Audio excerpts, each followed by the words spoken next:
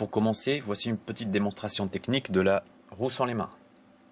Ensuite, on va voir un petit ralenti afin de voir les différentes phases de cette technique.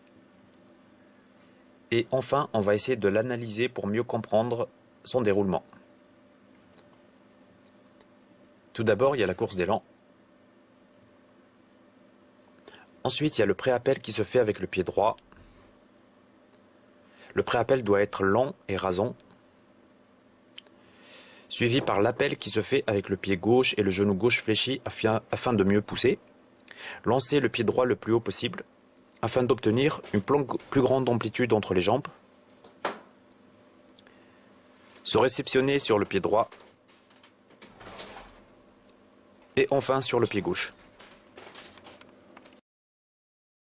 Une bonne exécution de la roue est requise pour la réalisation de la roue sans les mains.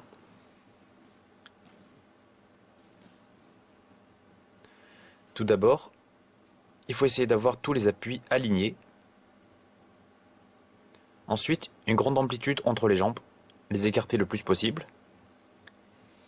Et enfin, essayer de passer par la verticale. Tout d'abord, voici un éducatif qui va vous permettre d'aligner vos appuis.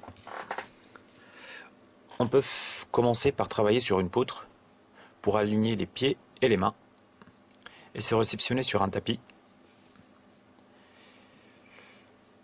On peut faire ça au sol aussi, sur une ligne, dessiner au sol tout simplement. Sinon, on peut passer directement sur la poutre. Le prochain exercice nous aide à améliorer l'amplitude de la roue.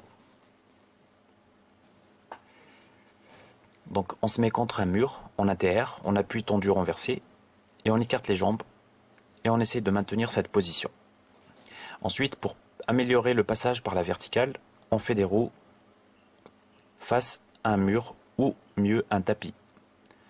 Donc là, on est obligé de passer par la verticale. Le prochain exercice sert à nous faire décoller plus et améliorer le lancer avec le pied droit. On peut utiliser aussi les battements pour améliorer le lancer du pied droit.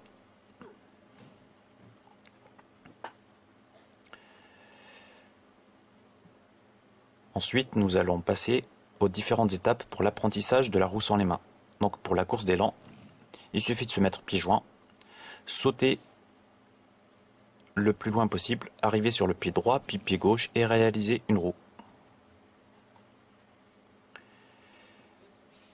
Ensuite, on fait ce qu'on appelle des roues plombées, c'est-à-dire des roues en essayant de retarder le plus possible la pose des mains. Plus on retarde la pose des mains, plus on se rapproche de la roue sans les mains.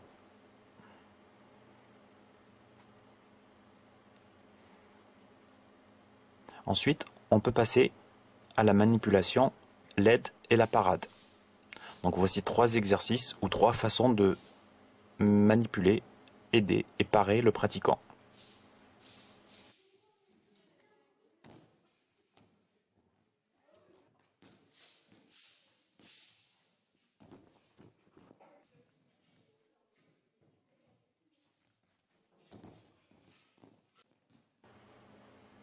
Et ensuite, on peut passer par la réalisation de la roue sans les mains à partir d'une surface plus haute.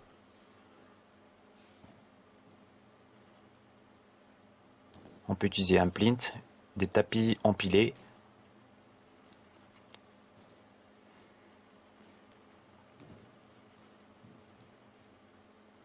Ensuite, on passe à la réalisation de la roue sans les mains avec un tremplin et des tapis. Cette phase est très importante car elle permet de réaliser des roues sans les mains dans des conditions sécurisées. Donc il faut passer beaucoup de temps sur cette phase.